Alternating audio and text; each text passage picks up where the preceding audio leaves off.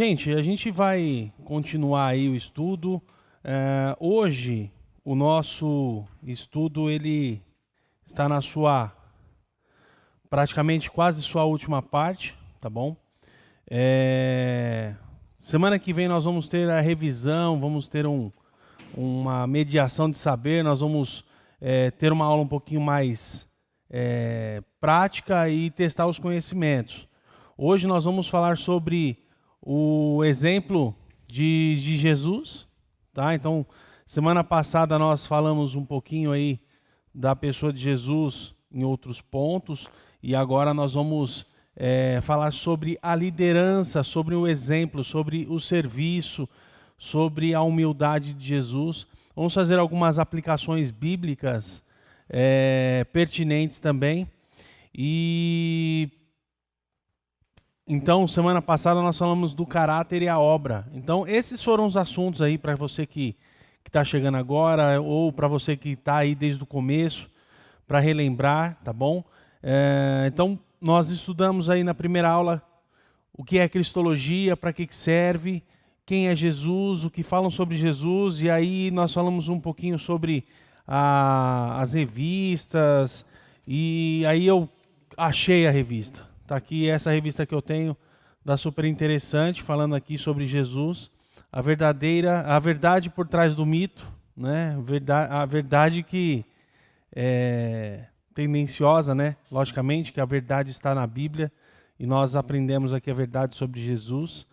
Essa revista aqui, ela não é tão nova, ela é de 2012. Aí nós temos também algumas revistas também que vale a pena aí você estar vendo para entender o que as outras religiões falam sobre Jesus. Aqui é a Sentinela, tá bom? Então, essa aqui é quem realmente foi Jesus Cristo. Então, se você quiser saber o que os outros pensam, tá aqui. Também aqui essa Jesus, quem ele era.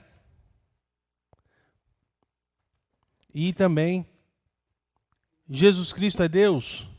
Então aí você vai estar sabendo aqui o que eles falam, tá bom? E aqui eles falam que não era, tá bom? Só para adiantar. Muito bem. Nós vimos também sobre o Antigo Testamento, Jesus Cristo no Antigo Testamento e também no Novo Testamento. Nós vimos Jesus, a sua humanidade e a sua divindade. Vimos também, semana passada, então, o caráter e a obra de Cristo. Nós vamos estudar hoje, então, a pessoa de Cristo, a terceira parte, terceira aula da pessoa de Cristo, e vamos ver o seu exemplo, tá bom? Interessante aí, eu quero estar contando uma ilustração bem rápida. Um dia, um certo pastor, ele foi falar a um grupo de crianças usando uma roupa normal, e sob a roupa tinha uma camiseta especial. E ao abrir esta camiseta ali, estava conversando com as crianças, falou: eu tenho um segredo para contar para vocês. Aí ele abre a camiseta, ele abre a sua roupa normal ali e expõe a camiseta e afirmou: eu sou o super-homem. Eu sou o super-homem. As crianças ficaram todas alegres e acharam graça daquilo. E por fim uma das crianças desafiou ali o pastor, falou: olha, se o senhor é o super-homem, então vou até o teto. Vou até o teto. E o pastor então ele continuou explicando-lhes que muita gente afirma ser isto ou aquilo, mas acrescentou: o problema é que, tendo afirmado ser o super-homem, é preciso prová-lo. Ou seja, quem tem que provar. Quem é o líder tem que provar que é líder. Ou com os atos, ou com o testemunho de outras pessoas, ou com a afirmação de outras pessoas. O próprio Jesus, ele teve que comprovar a sua condição antes que outros o seguissem. Depois que alguns reconheceram ele como o Messias prometido, passaram a testemunhar e confirmar a sua messianidade, ou seja, que ele era o Messias, o líder. Então, quem é líder tem que provar, ou tem que ter a afirmação dos outros? O Evangelho de João mostra que Jesus, ele estava sempre dando provas daquilo que afirmava acerca de si mesmo. Não dando maior ênfase para os seus milagres, mas sim a comprovações mais contundentes. E eu quero aqui também já colocar que algumas pessoas testemunharam da liderança de Jesus. Algumas pessoas testemunharam da liderança de Jesus. E a primeira pessoa que testemunhou da liderança de Jesus foi o Pai. O Pai testemunha sobre a liderança de Jesus. Hoje, semana passada nós tivemos um problema aí com o versículo-chave, né? Então hoje eu coloquei ele na tela aí. Então o versículo-chave desta manhã é João 5,37. João 5,37 é o versículo da manhã.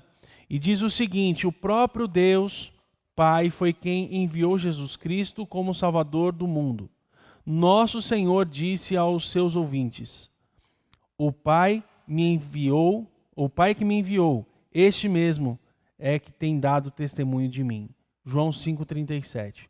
Então, o Pai testemunhou que Jesus ele era o líder, que Jesus ele é líder, porque Jesus ele não era, Jesus é eternamente, ele era, ele é e ele sempre será. João, o Batista, também ele testemunha sobre a liderança de Jesus.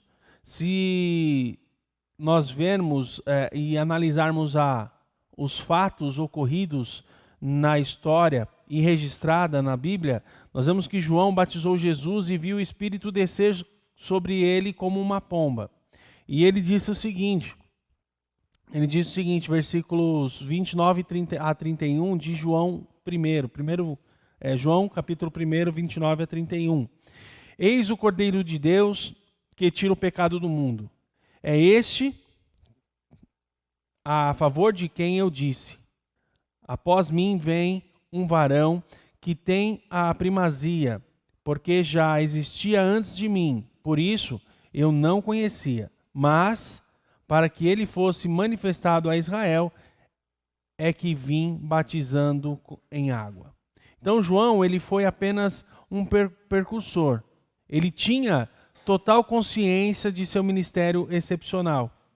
Confirmar a identidade de Jesus Cristo ao mundo. Quem é Jesus Cristo? Nós encontramos no Evangelho de João Jesus confirmado como divino, né? Então, todas as características, João apresentando Jesus a Israel e ao mundo, né? Se a gente for parar para analisar agora neste momento. Então, o próprio Jesus, ele testemunha da sua liderança. João 1, 29 a 31,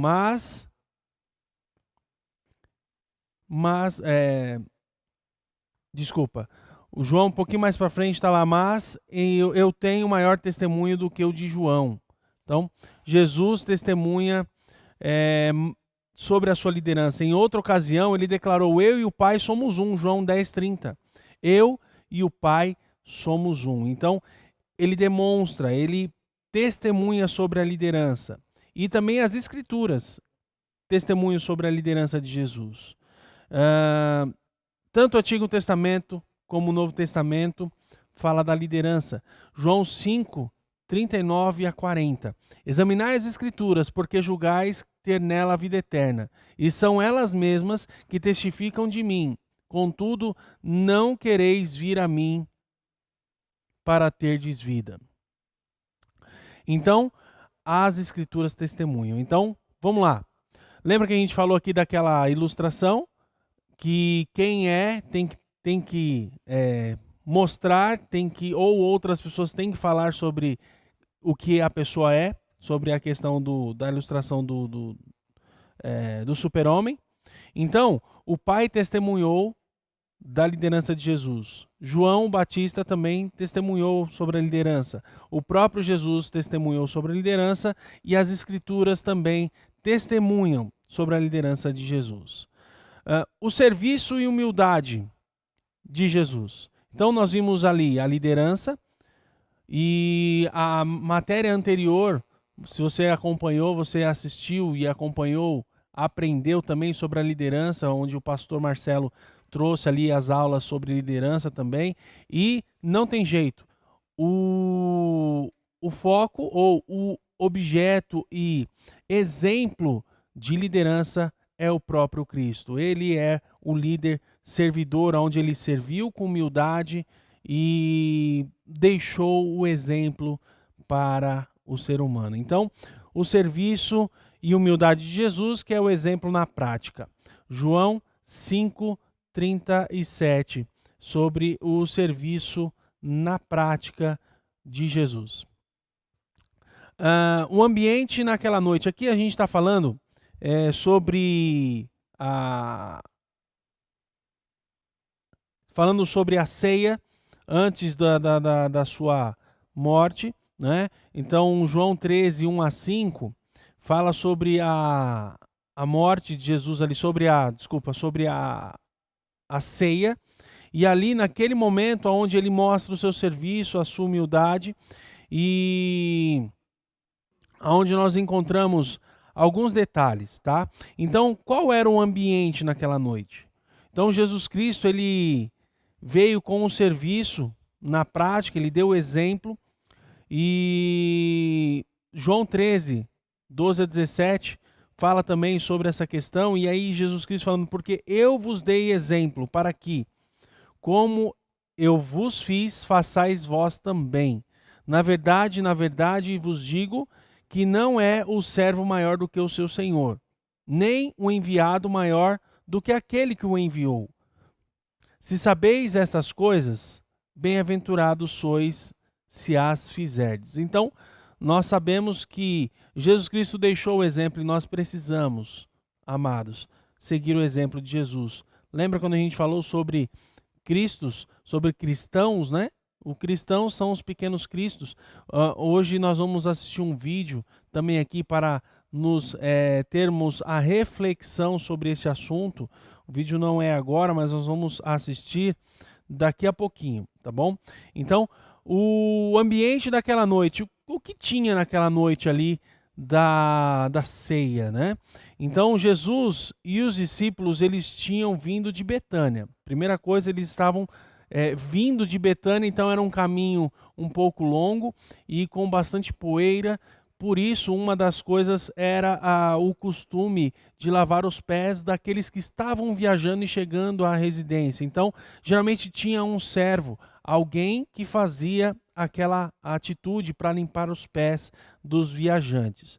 Os pés eram protegidos apenas por sandálias, ficavam parcialmente expostos por areia e a poeira. Então,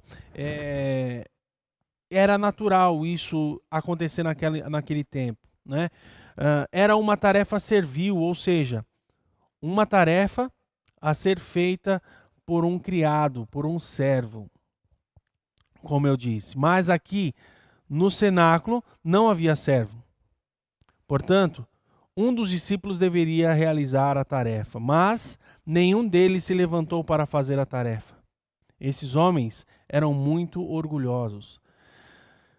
A gente costuma falar, né? Muitas coisas acontecem como questões de ego, né? Então, os egos aflorados, aonde as pessoas não se deixam fazer as coisas, ou seja, não fazem as coisas por questões de ego. Então, é palavra, mas Jesus Cristo, ele mostrou a sua humildade e se tornou servo naquela noite. Os discípulos, eles discutiam quem era o maior de todos. Então, nesse contexto, Jesus mostra que ele era o servo, que ele era o menor, entre aspas, naquela ocasião, para dar o exemplo.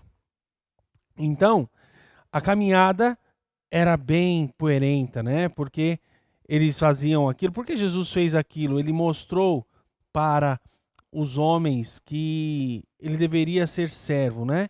Então, o que ele estava ensinando aos discípulos? O que ele estava ensinando? Ele estava ensinando a humildade, ele estava ensinando o serviço na obra. Jesus os ensinava que eles precisavam ser servidos por ele, primeira coisa. Então, Jesus precisava servir, mostrar o exemplo. Pedro, é interessante, né? Se a gente for seguindo o texto, a gente vê que Pedro, ele fala, olha, porque Jesus fala, se eu não servir, se eu não lavar os teus pés, não tem parte comigo. E aí Pedro chega e fala, não, então tá bom, Senhor, já que eu quero ter parte contigo, lava minha mão, lava meus braços, lava as pernas, lava tudo. Lava minha cabeça, né? Então, Pedro, ele queria muito estar com Jesus. E interessante que naquelas horas, antes de ir para a cruz, Jesus estava demonstrando a seus discípulos que somente ele tinha poder para limpá-los. Então, uma das características deste exemplo é que só Jesus pode limpar a vida, a alma da pessoa, do pecador, né? Só Jesus. E eu quis estudar aí um pouquinho sobre João 13:8, que fala o seguinte: se não te lavar, não tens parte comigo. E aí eu fiquei pensando, o que é essa parte, né? O que seria isso? E aí uma das definições para a tradução do grego para o português é a seguinte: sorte ou destino. Então parte é igual sorte ou destino. Então eu me apeguei ao destino, e destino ali, no caso, ou seja, Jesus Cristo quis dizer sobre um lugar, sobre o mesmo destino. Se não deixar Jesus limpar o nosso coração, nós sermos realmente servos do Senhor, nós aceitarmos Jesus Cristo como Salvador, nós não temos o mesmo destino. Tá? Então, este é um dos ensinamentos de Jesus naquela noite, que ele precisava fazer isso e só ele podia lavar, limpá-los, o coração, a alma. E segundo, Jesus os ensinava a servirem uns aos outros. Como está... até está voltando um pouquinho, né, a moda, mas já foi muito forte. O servir uns aos outros. Os cristãos, eles eram conhecidos pela fraternidade. Eles eram conhecidos por estar sempre juntos, unidos. Quando um precisava de alguma coisa, o outro ia lá e ajudava. E infelizmente, no dia a dia que nós estamos, as pessoas se tornaram muito egoístas, muito egocêntricas, né? Então, muitas coisas deixaram de ser feitas por ego, por questões de ego, mas Jesus Cristo, ele ensina os homens, ele ensina os discípulos e também nos ensina até hoje. Basta nós praticarmos. E Jesus Cristo, em João 13:15-17, parafraseando, diz o seguinte: homens, pense por um instante quem eu sou. Vocês me chamam mestre e senhor. Está correto. É o que sou. Mas agora eu sou, se eu, com a minha posição de poder e autoridade, tenho lavado os seus pés, então vocês, meus discípulos, devem lavar os pés uns dos outros, devem se apoiar, devem se limpar, devem orar uns pelos outros. Em outras palavras, nas palavras de Paulo, né? Orar uns pelos outros, carregar o fardo uns dos outros. Nós precisamos servir uns aos outros. Jesus Cristo ensinou isso. Imagine naquele contexto de homens que discutiam então quem era o maior. Era como se Jesus tivesse dito: parem de debater a respeito de quem é o maior. Ao contrário, sigam o meu exemplo. Usem a sua habilidade e autoridade não para prover a vocês mesmos, mas para servir uns aos outros. Quanto maior o cargo, a obrigação é maior de servir. Então, se você é maior, você tem que ser aquele que mais serve também aos outros. Então, gente, vamos servir uns aos outros, vamos seguir o exemplo de Jesus. Também, Jesus Cristo, ele ensina outra coisa, a terceira coisa. Temos lavado os pés uns dos outros? Ele traz uma reflexão para nós nos dias atuais. Será que nós temos lavado os pés uns dos outros? Jesus foi bem claro, porque eu vos dei o exemplo, para que, como eu fiz, façais vós também. João 13,15, façais vós também. Vale a pena agora uma reflexão, algumas perguntas introspectivas. Eu vou passar o vídeo agora para que você tenha aí um momento de reflexão sobre a sua vida, sobre a vida da igreja. Quem é a igreja? O que você tem passado de visão para o mundo sobre a igreja? Esse foi um vídeo enviado pelo irmão. Deixa eu pegar aqui o irmão que me passou esse vídeo, que eu prometi que eu ia colocar. O irmão Eduardo Rodrigues, ele passou esse vídeo num dos e-mails e eu quero compartilhar com os irmãos porque eu acho bem pertinente ao nosso assunto aqui.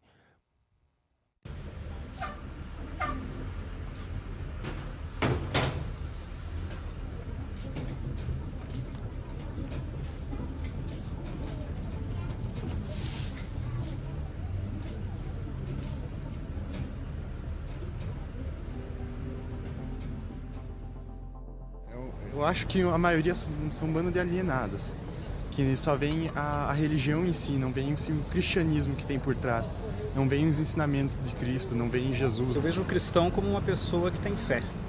Cristão para mim é aquela pessoa que procura andar direito, procura ser o mais honesto possível. Os evangélicos falam assim, vai na igreja porque Jesus vai te curar. Mas eu acho que os evangélicos acabam assustando a gente. Talvez um modo melhor de poder nos orientar, né? Aí era mais fácil de atrair mais gente na igreja do que afastar. Eu vejo como alguém que tem um grande potencial em mudar o mundo e que quer ajudar os outros. Normalmente o cristão é sempre mais julgado, né? Não, eu vejo ele uma pessoa sincera, assim. O cristão eu vejo como muitas pessoas, às vezes elas são bem preconceituosas, algumas, e eu não gosto muito disso, por isso que eu não vou na igreja. Uma plataforma para me suster, assim. Faz um mal tremendo para a humanidade. Acho que é uma coisa já ultrapassada. A igreja faz um bem para todos. Eu acho que quem não vai na igreja não acredita em Deus. Não gosto da igreja. O povo se aliena com essa tragicomédia e o efeito um sedativo para suas próprias misérias. E quando nos damos conta, estamos num picadeiro pintados de palhaço rindo de nós mesmos. A igreja é só uma placa. Aí eu vejo que é muito bom pra gente. Manipuladora. Tem muita coisa errada. Eu sou totalmente contra. A gente vai lá pra aprender. Um lugar pra gente visitar Deus, como se fosse a casa de Deus, entendeu? Parei de ir porque tinha cabelo verde, porque eu tenho piercing, porque eu tenho tatuagem, e as pessoas ficavam olhando e comentavam até que estava errado, que não podia. Então, se vocês não vão me receber na casa do Senhor, do jeito que eu sou, eu não vou mais frequentar. A cola que une os cristãos, que fazem os cristãos terem comunhão, é o amor de Jesus Cristo. E isso se chama igreja, verdadeiramente. Não a instituição, mas a comunhão de pessoas. Porque através do amor de Jesus nós temos comunhão com Jesus. E por todos os cristãos fazerem parte do corpo de Jesus, nós precisamos nos amar. Porque nos amando, nós amamos a Jesus Cristo. Razão do meu viver, assim. Um profeta aí. Não sei se vale a pena acreditar. Como eu vejo Buda. Jesus é tudo pra mim, né? Uma pessoa que tem que fazer o bem. O cristão para mim é aquela pessoa fiel que segue a Cristo, né? Aquele que está sempre ligado a Cristo. Uma luz na vida de muitos aí que estão ao redor, no trabalho, no colégio. São exemplos. O verdadeiro cristão é aquele ser iluminado. O cristão de hoje em dia, talvez de sempre, para mim a maioria são falsos. São falsos cristãos. Por quê? Porque às vezes tem a Bíblia toda na cabeça, decorada, embaixo do braço, né? Muitos aí com a Bíblia embaixo do braço, falam uma coisa e vivenciam outra. Então, para mim, isso é falsidade. Pessoas que acreditam em Deus. Uma pessoa qualquer, uma pessoa normal. O cristão é a pessoa que entendeu e foi atingida pelo amor de Jesus Cristo. Eu acho que quando o cristão entende que ele é Jesus Cristo na Terra, ele é uma pequena parte de Jesus Cristo na Terra. Ele consegue abranger, se relacionar com pessoas e pode gerar mais influência às pessoas que estão à volta dele. Então, para mim, o cristão é a pessoa que aceita Jesus como Senhor e Salvador, que entende o amor de Jesus E com isso ele se torna parte, uma pequena parte do corpo de Cristo. E assim ele pode influenciar quem está à volta dele. A igreja é o alicerce, é a força, é a pedra, é a rocha, aquilo que sustenta você na vida. Como sempre dizem, o corpo de Cristo, né, cara? A casa dos cristãos, mas aonde todo mundo é sempre muito bem-vindo. O grande comércio da fé é enganação, a maioria delas. Na minha igreja, as pessoas fazem aquilo para catar dinheiro dos outros. Elas pegam dinheiro de propósito, colocam óleo na cabeça das pessoas para dizer que aquilo é verdade, para aquilo tudo é mentira, só para elas pegarem dinheiro e construírem coisas que não prestam, coisas que não precisam na sociedade. Que muitas vezes mais atrapalha do que ajuda o ser humano. Casa de Deus, onde você vai adorar Ele. Bom, acho que a igreja eu vejo como um refúgio. Hoje em dia o que eu vejo mais que uma igreja seria uma empresa. Bom, na verdade eu vejo como uma pessoa normal. Mas eles tentam arrastar a gente junto, sabe? De alguma maneira, isso é meio estranho. Fanatismo. Em geral, eu considero eles umas pessoas muito preconceituosas, assim. Ah, cara, é uma pessoa normal, um cristão é uma pessoa indiferente. O cristão é uma pessoa que procura, vamos dizer assim, um apoio para não fazer coisas erradas. Pessoas que precisam de uma base para poder viver. Uma pessoa alienada. Pessoa, acho que normal, cara. Como pessoa alienada, como uma pessoa que segue uma religião, que acha que o que ele crê é fato. O cristão hoje é uma pessoa que está numa situação um tanto perdida. Ele é uma pessoa religiosa. O único povo cuja motivação é o amor. É a única maneira que você tem, tipo, se você tem um problema, você sempre chama, ai meu Deus, me ajuda, o meu Jesus, sei lá como é que fala. E foi uma pessoa muito boa que passou pelo mundo. Não sei nem se eu acredito que ele existiu um dia. E que me faz levantar todos os dias e eu tenho muita fé. Ele foi e continua sendo uma pessoa muito forte, assim, Que é uma força maior, assim, sobre nós, que a gente tem que ter fé em alguma coisa. Então, serve para isso. É o que não pode faltar na vida do ser humano hoje. Eu vejo Jesus como o meu irmão. Você não precisa acreditar que ele existiu propriamente, mas seguir os exemplos que estão na Bíblia, cara, pra mim é essencial. Aquele que fez o que ninguém fez. Morreu por mim e por você. Uma pessoa normal, como qualquer outra. Não tenho ideia. Como uma pessoa que não é nada do que realmente falam que ele é. Um cara que a gente tem que crer nele pra gente poder fazer as coisas certas. E ele é muito importante pra gente fazer tudo certinho. Assim o mundo sendo melhor pra todo mundo. A base de tudo, né? Deixou de ser utilizado para essa mensagem de amor e passou a ser utilizado como um meio de arrecadar dinheiro das pessoas. É um cara legal, só que é uma pessoa que todo mundo diz, mas ninguém segue o exemplo dele. Todo mundo fala, todo mundo tem que ser Jesus, mas ninguém ama o próximo, ninguém nem respeita os 10 mandamentos. Então o que adianta ele ser um cara legal se todo mundo fala dele e ninguém faz o que ele faz? A igreja rouba todo mundo. Parece que é uma maneira de tirar dinheiro das pessoas. Como um refúgio, né? Odeio igrejas. É uma rotina, tipo, todos os dias que você vai é a mesma coisa. É o melhor lugar pra você ficar na face da terra, cara.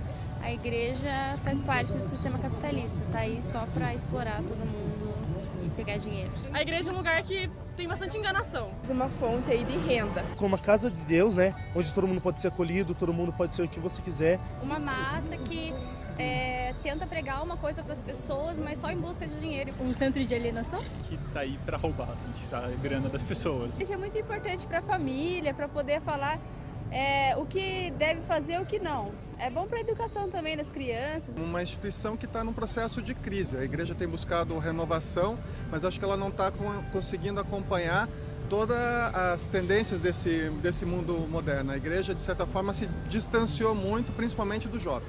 Acabam fechando a mente das pessoas e acabam julgando. Já fui chamada uma vez para ir numa igreja e bem no meio do culto o pastor começou a falar mal de homossexuais, assim, eu saí na hora da igreja, assim. Então eu acho que hoje em dia a grande maioria é ruim, tem mensagens pesadas e desnecessárias.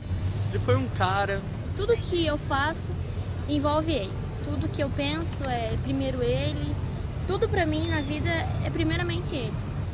Crer pra continuar vivendo, né? Jesus eu vejo como um cara muito firmeza. É um cara que tá de braços abertos pra você se você precisar. Jesus é a fonte de tudo. Jesus é a alegria. O único salvador, né, cara? Pra mim, Jesus não existe, nunca existiu. Pra mim, meu Deus, sou eu mesma, eu acredito em mim. As coisas que acontecem na minha vida, eu acredito em mim mesma. Não existe Deus nem pra nada, nem pra ninguém. Tem gente sofrendo aqui na rua, vem te pedir por Deus. Deus não vai ajudar em nada. Bom, Jesus, para mim, é um modelo universal. Um filósofo muito bacana, uma válvula de escape. para muitos. Uma válvula de escape é uma boa. Bem, fugindo um pouquinho, eu fumo bastante maconha e, cara, eu gosto muito, que é uma parada que me faz fugir, sabe? Me relaxa, é uma válvula de escape. Então, assim como eu tenho essa droga, que é uma droga mesmo, muitos têm Jesus, que é uma coisa muito mais simples, muito mais gostosa de se ter. Então, eu admiro essas pessoas. Acho que Jesus, assim, no quesito mais sentimental, é uma coisa muito boa. Eu não tenho muita fé, mas acho uma coisa muito boa. Gosto bastante.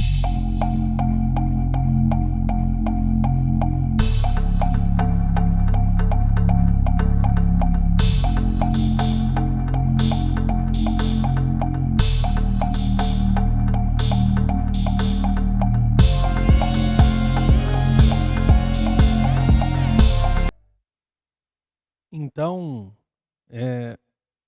o que Jesus representa na nossa vida? Entende que essas são ideias, são pensamentos do cotidiano de pessoas que foram escolhidas aleatórias. E interessante como a ideia, a identidade da igreja se perdeu ao longo do tempo. E por que se perdeu ao longo do tempo? São tantas coisas e a igreja em si são as pessoas. São pessoas que anunciam, falam que são cristãos, falam que seguem a Jesus, mas como que perde esta identidade, não é? Então nós precisamos buscar essa identidade.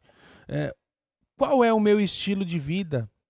O meu estilo diário de vida tem identificado, ou seja, indicado que sou um cristão e que estou andando nos passos de Jesus? O serviço aos outros marca a minha caminhada diária?